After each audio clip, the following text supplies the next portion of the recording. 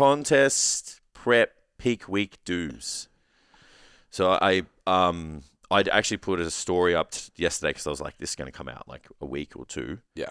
So it is too late for the people that want to know this. I mean, they'll know for nationals, but I'd say the first thing is listen to the person making the decisions for you or who's made the decisions for you up to date. Keep everything predictable. I think that was the thing. Like I did all these calls with everyone last week.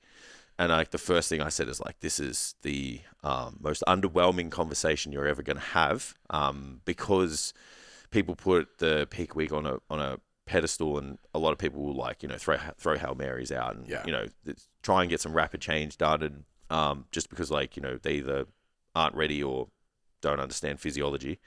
So I was like, yeah, if we keep everything predictable and we've used the weeks leading in to kind of get a baseline, then we've got real good information to be like, this is what it's going to look like. Yeah. Practice your posing a lot because your training demands drop down and your activity demands drop down too. So you've got more time. And I know people have taken time off work and then they're like, well, if I'm not training, what the fuck am I doing? Yeah. So I would just put more into, the ladies, put your heels on, walk around the house as much as you can just so you feel comfortable in them. And then practice your walks and practice your posing. Yep. And then the last thing I would say is like prepare for the day so the nerves are about excitement and not uncertainty. So again, it's like we don't want to be nervous from a lack of preparation. We want to be nervous of the lack of, the day itself and the unknowns, but it shouldn't be anything to do with like, I don't know what I'm doing. Yes. On the day. So that would be peak week do's. The don'ts, I would say don't stalk the federation and compare yourself to other athletes. That doesn't help anybody. Don't take advice from randoms who haven't made any decisions for you up until this point. Or don't take advice from anyone who hasn't made decisions for you up until this point, I would say. And then don't go in with like really unrealistic expectations of the day itself. Like, it should be just, beating your own look, beating your own package. And if it's your first time, then you should just be enjoying the fact that you're part of a really exclusive club that set a goal and went through the prep and got there on the day.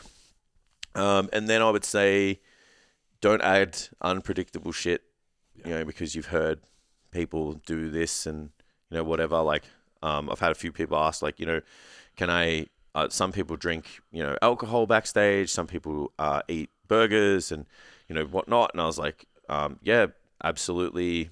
There are people out there that do that. I'm just like, that's not really predictable for us and not really something that I want to be kind of pushing. I'd rather, in the position that I'm in, hired to land a look. No, this is the information that I have, and these are the tools that we have to play with, and this is the most likely choice to play with, especially for the first one. And then next package is like in 3 weeks time, like we've got even better data. So I'm not sure if there's anything else to add there.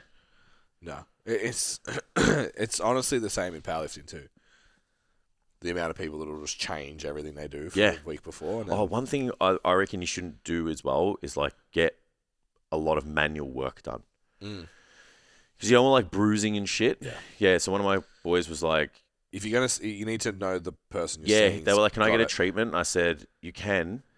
But I said, if they fuck you up, I'm going to come after them. Yeah. Like, I said, no cupping, no. Yeah. And he's like, no, it'll be a light massage. I was like, all right. Yeah. I listened to that episode we did like about 4 or 5 episodes ago. We talked about the soapy massages and shit. Yeah. Fuck, that was funny, man. that 15 minutes is fucking gold.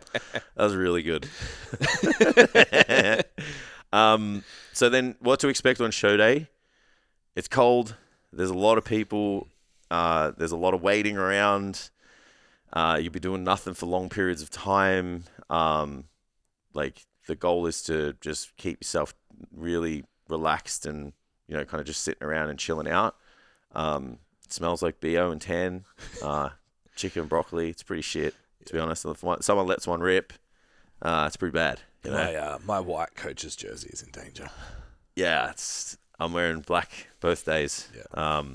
I remember at Nationals, like Jackson and I were like down in it was like a tunnel that it took you out of the stage, and there was just no airflow. And like some dude just like let one rip, and it was fucking bad. I was just like, this is the shit they don't tell you about. I was like, whoever did that, like fucking, you be ashamed. Yeah, be ashamed. But anyway,